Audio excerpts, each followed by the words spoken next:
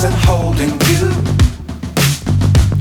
I can't see the end, but we'll see it through.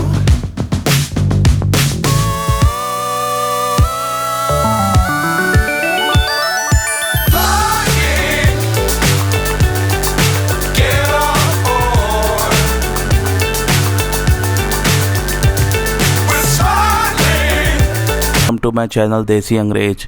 आज मैं एक political satire series की बात करने जा रहा हूं जिसका नाम है वीपी, और मेरा रिकमेंडेशन इसके लिए वन टाइम वॉच है। और इससे पहले कि मैं रिव्यू शुरू करूं, आप लोग जल्दी से मेरे चैनल को सब्सक्राइब कर लीजिए ताकि आपको और भी टीवी सीरीज़ के रिव्यू की नोटिफिकेशन मिल सकें। डिस्क्रिप्शन की बात करता हूं मैं। सेलिना मायर इसमें वाइस प्रेसिडेंट बन जाती है अमेरिका की, लेकिन जैसी उसको उम्मीद थी इस पोजीशन से वैसा कुछ भी नहीं होता है। तो आइए और बात करते हैं सीरीज़ के बारे में। तो इस सीरीज़ को दिखाया गया था 2012 से 2019 के बीच में, और इसमें टोटल 7 सीजन है और 65 एपिसोड्स। ये जैसा मैंने बताया कि एक पॉलिटिकल सटायर कॉमेडी सीरीज़ है। पॉलिटिकल सटायर क्या होता है? देश में जो भी पॉलिटिक्स से रिलेटेड न्यूज़ चल रही है या जो भी पॉलिटिक्स से रिलेटेड पर्सनैलिटीज़ हैं उसको एंटरटेनमेंट के तौर पर दिखाना, उसी को पॉलिटिकल सटायर कहते हैं। और ये जनरली ऐसे देशों में सबसे ज़्यादा होती है जहाँ पर खुलेआम कुछ भी बोलना, स्पेशली सरकार के ख़िलाफ़ बोलना बैन या फॉरबिडन होता है। बात भी सही है, सरकार जितना ज़्यादा जिस चीज़ पर बैन लगाएगी वो उतना ही ज़्यादा लोग और करते हैं। और सटायर का मीनिंग एक ये भी होता है कि उसमें जो दिखाते हैं वो कहीं ना कहीं सच भी होता है, बस उसे कॉमेडी वे में दिखाते हैं। तो वो जनरली अगर पॉलिटिकल स्पीच या पॉलिटिक्स से रिलेटेड अगर ज़्यादा बात नहीं कर सकते हैं तो सरकार अपनी गलतियों को सुधारेगी कैसे? तो उन्हीं पॉलिटिकल कमेंट्स या स्पीच को बढ़ावा देने के लिए सटायर बनाया जाता है। जैसे इसका सबसे बड़ी एग्जांपल है हमारे यहाँ के टीवी शोज़ जैसे कि ऑफिस जिसमें पंकज कपूर ने काम किया है। उसके बाद एक बहुत ही पुराना शो जिसमें जसपाल भट्टी सरकारी तंत्र की असलियत एक कॉमेडी के रूप में दिखाते थे। मुझे तो आज भी वो वाला एपिसोड याद है जिसमें एक मीटिंग होती है और सभी सरकारी एम्प्लॉयज़ अपना चाय समोसा खा के चले आते हैं और मीटिंग में इधर उधर की बातें करके चले आते हैं। तो एक आदमी पूछता है कि मीटिंग किस बात पर थी? तो जसपाल भट्टी कहता है कि ये डिसाइड करने के लिए थी ये मीटिंग कि अगली मीटिंग की डेट कब की रखनी है। और यकीन मानिए मैंने कुछ समय सरकारी नौकरी की है, लिटरली यही होता है। किसी को देश के भविष्य से कोई मतलब नहीं है। एनीवे आगे बढ़ते हैं। इस सीरीज़ के क्रिएटर का नाम है अरमांडो इयानुची। इसमें सेलिना मायर अमेरिका की वाइस प्रेसिडेंट बन जाती है और वो कुछ अच्छा करना चाहती है जिससे वो इतिहास में अपनी छाप छोड़ सके या एक लेगेसी छोड़ सके, लेकिन रोज़मर्रा के फालतू के कामों के कारण वो कुछ भी नहीं कर पाती है। और यकीन मानिए इस सीरीज़ में काफ़ी हद तक सही दिखाया गया है, क्योंकि हम लोगों को लिटरली पता है कि सरकारी ऑफिस में कुछ काम नहीं होता है और सरकार चाहे किसी भी देश की हो, सब जगह एक सा ही हाल है।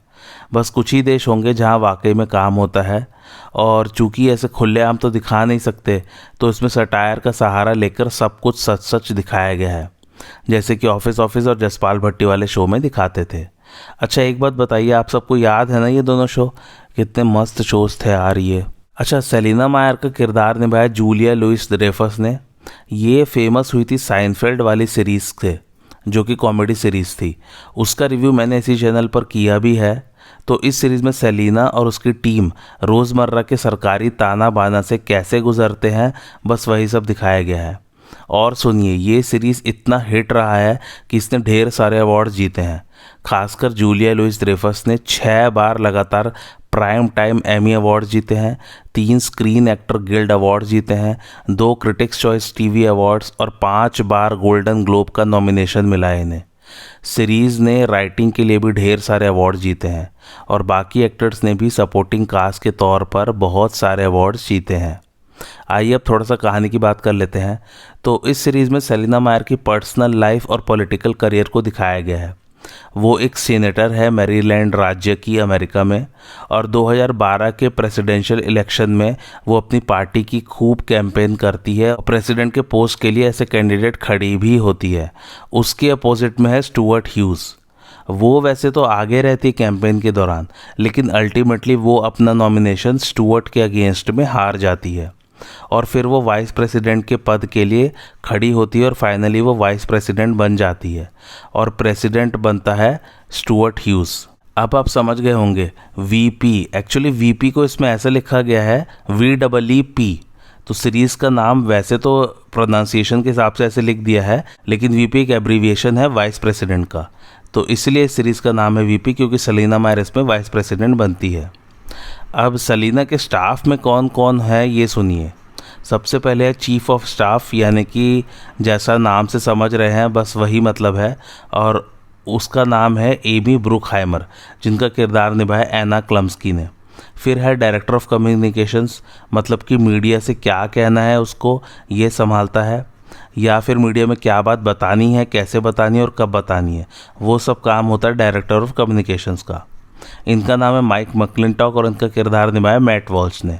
फिर है डेप्यूटी डायरेक्टर ऑफ कम्युनिकेशंस, जिनका नाम है डैन ईगन और इनका किरदार निभाया रीड स्कॉट ने। फिर है बॉडी मैन, जिसका नाम है गैरी वॉल्श। बॉडी मैन मतलब कि जो सेलिना की सारी डेली नीड्स का ख्याल रखता है, जैसे कि उसका खाना पीना, उसका मेकअप, उसके ड्रेसेस और भी जितनी पर्सनल बॉडी से रिलेटेड चीज़ें हैं उन सब का ख्याल गैरी रखता है और इनका किरदार निभाया है टोनी हेल ने। और फिर है सेलिना की पर्सनल सेक्रेटरी, जिसका नाम है स्यू विल्सन, जिनका किरदार निभाया है स्यूफ ब्रैडशॉ ने। और ये भी बता दूं कि आगे के सीजन्स में सेलिना मायर प्रेसिडेंट भी बन जाती है, तब और भी 2-3 स्टाफ मेंबर्स जुड़ते हैं सेलिना की टीम में। सेलिना को शुरू से ही स्टुअर्ट ह्यूज यानी कि प्रेसिडेंट ज़्यादा भाव नहीं देता है, लेकिन सेकंड सीजन के एंड तक सेलिना अपने आप को काफ़ी पावरफुल कर लेती है, काफ़ी सारे कॉन्टैक्ट्स बना के, और वो 2016 के प्रेसिडेंशियल इलेक्शन में स्टुअर्ट को चैलेंज करती है। लेकिन स्टुअर्ट ऑलरेडी रिज़ाइन कर देता है क्योंकि उसकी वाइफ की तबीयत बहुत ख़राब है और वो उसकी देखभाल करने चला जाता है। इस चक्कर में सेलिना प्रेसिडेंट बन जाती है। अच्छा अभी सुनिए, 2016 के इलेक्शन हुए नहीं हैं, स्टुअर्ट इलेक्शन से ही पहले छोड़ के चला जाता है, तो बाय डिफ़ॉल्ट सेलिना प्रेसिडेंट बन जाती है। अब सेलिना को 2016 के इलेक्शन लड़ने हैं और फिर जीतने हैं प्रेसिडेंट बने रहने के लिए, तो फिर वो अपना प्रेसिडेंशियल कैंपेन शुरू करती है। लेकिन अल्टीमेटली काफ़ी सारे स्कैंडल्स के कारण इलेक्शन के रिजल्ट्स टाई हो जाते हैं, यानी कि सेलिना को और जो कैंडिडेट उसके अपोजिट खड़ा था दोनों को सेम नंबर ऑफ वोट्स मिल जाते हैं। अच्छा ये प्रोसीजर सुनिए, तो टाई को ये लोग कैसे तोड़ते हैं, तो सीनेट वोट करते हैं वाइस प्रेसिडेंट के लिए, और जिस भी पार्टी का वाइस प्रेसिडेंट जीत जाएगा उसी पार्टी का कैंडिडेट जो प्रेसिडेंट की पोस्ट के लिए खड़ा हुआ है वो प्रेसिडेंट बन जाएगा। मतलब कि सारा दारोमदार वाइस प्रेसिडेंट के जीतने पर है। अब सेलिना की पार्टी से वाइस प्रेसिडेंट के पोस्ट पर खड़े हैं टॉम जेम्स, जिनका किरदार निभाया ह्यू लॉरी ने। जी हाँ, वही हाउस एमडी वाले ह्यू लॉरी। हाउस एमडी का भी रिव्यू मैंने इसी चैनल पर किया है। एनीवे टॉम जेम्स हार जाता है और सेलिना प्रेसिडेंट नहीं बन पाती है, और पहली बार 6th सीज़न में दिखाते हैं कि सेलिना वाइट हाउस में काम नहीं कर रही है। लास्ट में दिखाते हैं कि सेलिना अपने ऊपर एक किताब लिखवा रही है और कोई एनजीओ टाइप से कुछ खोल रही है और एक लाइब्रेरी बनवा रही है। लास्ट सीज़न में वो फिर से 2020 के इलेक्शंस के लिए प्रेसिडेंट के पोस्ट के लिए खड़ी होती है। एनीवे तो इसमें सेलिना की पर्सनल लाइफ भी एक्सप्लोर की गई है। उसके एक्स हस्बैंड और उसकी बेटी के साथ उसके रिलेशंस अच्छे नहीं रहते हैं, और सेलिना के स्टाफ में जो भी मेंबर्स हैं उनकी पर्सनल लाइफ भी साथ साथ चलती रहती है इसमें, और कैसे उसका असर उनके काम पर पड़ता है। अल्टीमेटली सभी की लाइफ, करियर और रिलेशनशिप्स आपस में इसमें एक्सप्लोर किया गया है। और लास्ट में ये बात मुझे कहने की ज़रूरत नहीं है कि यूएस गवर्नमेंट में काम कैसे होता है, उसे भी बिंदास तरीके से दिखाया गया है। छोटा सा सभी कैरेक्टर्स का ब्रीफ इंट्रोडक्शन दे देता हूँ। सेलिना मायर के बारे में बोलूँ तो उसे बहुत ही सेल्फिश और मैनिपुलेटिव दिखाया गया है, मतलब कि स्वार्थी और अपना काम निकालने वाली। वो किसी भी स्टाफ की रिस्पेक्ट नहीं करती है और सबको गालियाँ देती रहती है, और उसको सिर्फ और सिर्फ प्रेसिडेंट बनने से मतलब है। उसके लिए वो किसी भी हद तक जा सकती है, कितना भी गिर सकती है और कुछ भी गलत काम कर सकती है। उसका अपनी बेटी की तरफ कोई ध्यान नहीं है पूरी सीरीज़ में, जबकि उसकी बेटी अपनी माँ के लिए तरसती रहती है। दूसरा कैरेक्टर है chief of staff Amy Bruckheimer का, जिसे निभाया एना क्लम्स्की ने। वो अपने आप को ऐसे डिफाइन करती है कि मैं वाइस प्रेसिडेंट की ट्रबल शूटर हूँ, प्रॉब्लम सॉल्वर हूँ, यानी कि कोई भी प्रॉब्लम सॉल्व कर सकती हूँ, इश्यू मीडिएटर हूँ, यानी कि कोई भी इश्यू आए उसे वो अपने हिसाब से सुलझा लेती है, डाउट रिमूवर हूँ, यानी कि सेलिना को अगर किसी भी बात में डाउट है तो वो उसे दूर कर सकती है या उसका सॉल्यूशन दे सकती है, कॉन्शियस एग्जामिनर हूँ। जैसा कि मैंने बताया कि सेलिना किसी भी हद तक जा सकती है प्रेसिडेंट बनने के लिए, तो एमी ही सेलिना को थोड़ा लाइन में रखती थी कि क्या सही है और क्या गलत है। और ऑलराउंडर हूँ, यानी कि और भी जो कुछ काम सेलिना बोलेगी मैं सब कुछ कर सकती हूँ। एमी कई बार अपनी रेपुटेशन दांव पर लगाती रहती है ताकि सेलिना पर कोई आंच ना आए, लेकिन सेलिना को इससे कोई मतलब नहीं रहता है। एमी को शादी करने की इच्छा नहीं है और वो करियर ओरिएंटेड लड़की है। उसका ध्यान सिर्फ और सिर्फ अपने करियर पर है और उसका चक्कर थोड़े समय के लिए डैन के साथ भी चलता है। थर्ड कैरेक्टर गैरी वॉल्श का, जिसे निभाया टोनी हेल ने, और इनकी एक्टिंग बहुत ही ज़बरदस्त है। ये बहुत पुराना एसोसिएट है सेलिना का और ये सेलिना के प्रति बहुत ही लॉयल और डेडिकेटेड है। गैरी को सारे राज पता है सेलिना के। उसका काम देखा जाए तो बहुत ही निचले दर्जे का है, जबकि वो एक ग्रेजुएट है कॉर्नेल यूनिवर्सिटी का होटल मैनेजमेंट में। गैरी को बहुत दिक्कत है सेलिना के प्रेसिडेंट बनने से, क्योंकि उसको सिक्योरिटी क्लियरेंस नहीं मिलती है सेलिना के आसपास ज़्यादा रहने के लिए। तो जब सेलिना प्रेसिडेंट नहीं बनती है तब गैरी को अंदर से बहुत खुशी होती है। फोर्थ कैरेक्टर है डैन ईगन का, जिसे निभाया रीड स्कॉट ने। डैन को बहुत ही ज़्यादा एम्बिशियस दिखाया गया है इसमें, और वो अपने करियर में आगे बढ़ने के लिए किसी का भी गला काट सकता है। लिटरली नहीं, बट किसी को भी धोखा दे सकता है या किसी को फंसा भी सकता है। उसको अपने कॉन्टैक्ट्स और नेटवर्किंग स्किल्स का बहुत घमंड है और उसने काफ़ी सारी पॉलिटिशियंस की बेटियों को डेट किया है। उसका थोड़े समय के लिए चक्कर एमी के साथ रहता है। फिफ्थ कैरेक्टर माइक मैक्लिंटॉक का, जिसे निभाया मैट वॉल्श ने। जब से सेलिना सीनेटर थी मैरीलैंड की, तब से ये सेलिना का डायरेक्टर ऑफ कम्युनिकेशंस रहा है, लेकिन इसको बहुत ही कामचोर दिखाया गया है। ये हमेशा कुछ ना कुछ बहाना करके छुट्टी मार के घर जाता रहता है। यहाँ तक कि उसको उतना स्किल्ड भी नहीं दिखाया गया है कम्युनिकेशंस के मामले में। सभी लोग उसके आलसीपने का और बहानेबाजी का मजाक उड़ाते रहते हैं और उससे कहते हैं कि तुम अपने करियर के पीक पर पहुँच चुके हो, अब तुम्हें ये नौकरी छोड़कर घर पर बैठ जाना चाहिए। सिक्स्थ कैरेक्टर कैथरीन मायर का, और उसे निभाया सैरा सदरलैंड ने। कैथरीन हमेशा अपनी माँ के रिस्पेक्ट और अटेंशन चाहती है, बट सेलिना का कोई मतलब नहीं है अपनी बेटी से। कई बार कैथरीन सेलिना के पॉलिटिकल स्कैंडल्स में फंस जाती है। एक बार कैथरीन किसी लॉबिस्ट के साथ रिलेशनशिप में रहती है, जिसका खुलासा न्यूज़ पर हो जाता है, लेकिन वो लॉबिस्ट सेलिना को पहले से ही पसंद नहीं था। तो फिर सेलिना की एडमिनिस्ट्रेशन पर किसी बात को और वो लॉबिस्ट को लेकर एक इंक्वायरी बैठ जाती है। तब सेलिना अपनी तरफ से बोल देती है कि कैथरीन ने उसके साथ ब्रेकअप कर लिया है, जबकि ऐसा असलियत में कुछ हुआ नहीं होता है।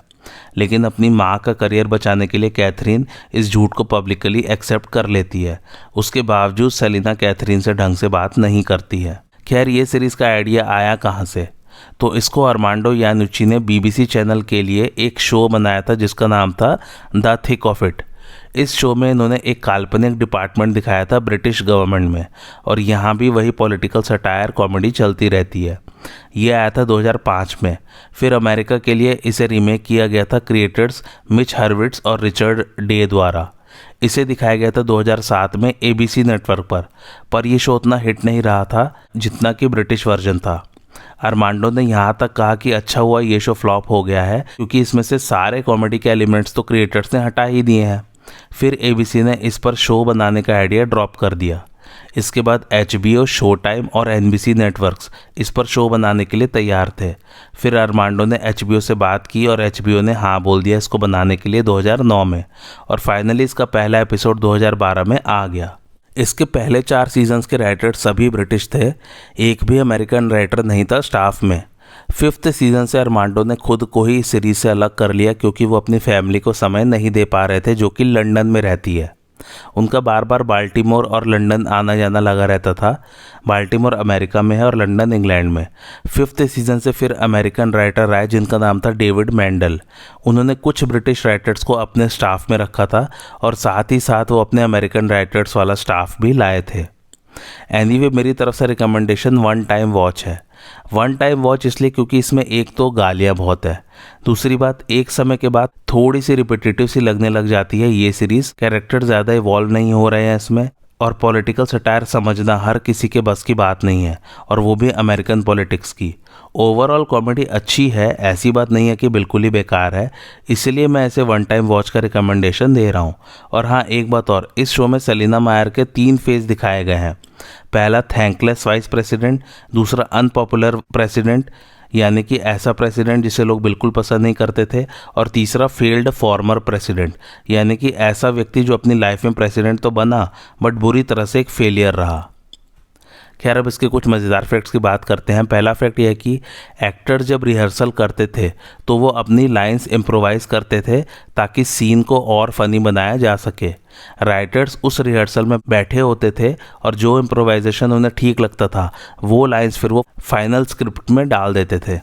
दूसरा फैक्ट है कि 65वें प्राइम टाइम एमी अवार्ड्स में जब जूलिया लुइस ड्रेफस ने अवार्ड जीता तो उनको स्पीच देनी थी स्टेज पर। तब स्टेज पर टोनी हेल भी आ गए जिन्होंने उनके बॉडीमैन गैरी वॉल्श का किरदार निभाया है, और वो जूलिया के पीछे खड़े हो गए और एक्टिंग करने लगे कि जैसे वो पीछे से जूलिया को लाइंस दे रहे हैं जो उन्हें बोलनी है। ऐसा सीरीज़ में टोनी हेल का किरदार जूलिया के किरदार के साथ करता है। तीसरा फैक्ट यह कि अरमांडो इयानुची ने ह्यू लॉरी के लिए टॉम जेम्स का कैरेक्टर बनाया जब उन्हें पता चला कि ह्यू लॉरी इस शो के बहुत बड़े फ़ैन हैं। चौथा फैक्ट है कि एना क्लम्स्की को अपने रोल के लिए ऑडिशन नहीं देना पड़ा था क्योंकि वो अरमांडो इयानुची के साथ पहले काम कर चुकी थी। पांचवा फैक्ट है कि Julia Louis Dreyfus personally involve थी डेविड मेंडल को चूज़ करने में as a successor of Armando Iannucci. छठा फैक्ट यह कि इस सीरीज़ में एक एक्टर ने गेस्ट स्टार के तौर पर काम किया है। उनके कैरेक्टर का नाम है जेफ केन। तो उनका नॉमिनेशन हुआ था एमी अवार्ड्स के लिए for outstanding guest actor in A comedy series. But अगर आप एज अ गेस्ट एक्टर आते हैं किसी सीरीज़ में तो आपके कैरेक्टर को लेस देन 50% एपिसोड्स में आना चाहिए। सो इस सीज़न में 10 एपिसोड्स थे तो गेस्ट एक्टर के लिए उन्हें सिर्फ 4 एपिसोड्स में आना अलाउड था। लेकिन उनका जब नॉमिनेशन हो गया तब उसके बाद HBO ने उनको एक एपिसोड में और बुला लिया। तो जब एमी वालों को पता चला तो उन्होंने उनका नॉमिनेशन कैंसिल कर दिया, जबकि वो 5वें एपिसोड में मात्र 10 सेकंड के लिए आए थे, यानी कि उनका कैरेक्टर का अपीयरेंस मात्र 10 सेकंड के लिए था 5वें एपिसोड में। सातवां फैक्ट यह कि इस शो को प्रिपेयर करने के लिए अरमांडो इयानुची ने बहुत गहराई से अमेरिकन पॉलिटिक्स के इतिहास को रिसर्च किया था। IMDb रेटिंग की बात करें तो वह 8.4 जिसे रेट किया लगभग 60,000 लोगों ने। मेरा रिकमेंडेशन मैंने बता ही दिया, वन टाइम वॉच है या यूँ कह सकते हैं टाइम पास वॉच है। आप काम से बोर हो गए हैं, थक गए हैं और छोटा सा एपिसोड देखना है 20-25 मिनट का, तो आप इसको बिल्कुल लगा के देख सकते हैं, टाइम पास हो जाएगा। कॉमेडी ओके है। और आपको आज का रिव्यू कैसा लगा मुझे ज़रूर बताइए, और मेरे चैनल देसी अंग्रेज को लाइक शेयर और सब्सक्राइब ज़रूर कीजिए।